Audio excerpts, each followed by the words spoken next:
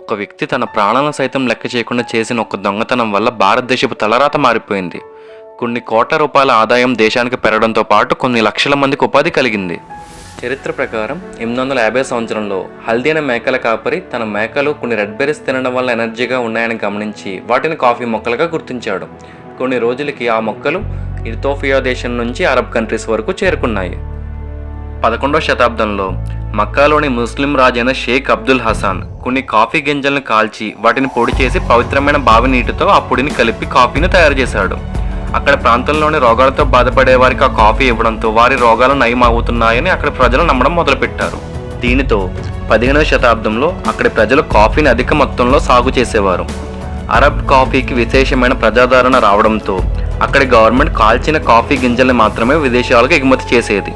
మక్కా వచ్చిన చాలామంది భక్తులు అక్కడి కాఫీ గింజల్ని కానీ మొక్కల్ని కానీ తీసుకువెళ్ళడాన్ని నిషేధించింది.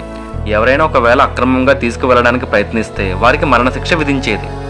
1670 సంవత్సరంలో మక్కాకి వెళ్ళిన బాబా బూడాన్ అనే భారతీయుడు అక్కడి ప్రజలు కాఫీని తాగి ఎనర్జీగా ఉండడాన్ని గమనించి ఎలాగైనా కాఫీ గింజల్ని ఇండియాకు తీసుకురావాలని నిర్ణయించుకున్నాడు.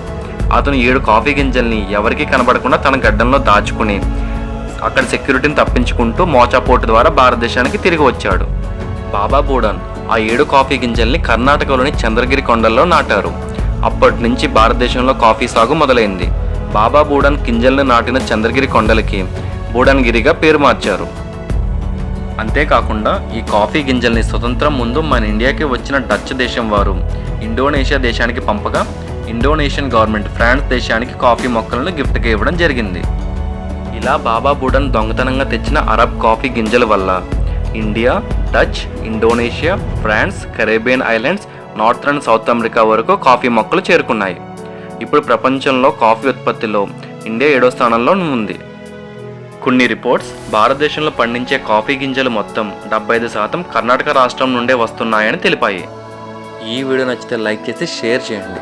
మీరు చేసే ప్రతి లైక్ కూడా మా వీడియోని మరింత మంది వరకు తీసుకువెళ్తుంది. అలాగే మా ఛానల్ని సబ్స్క్రైబ్ చేసుకోండి.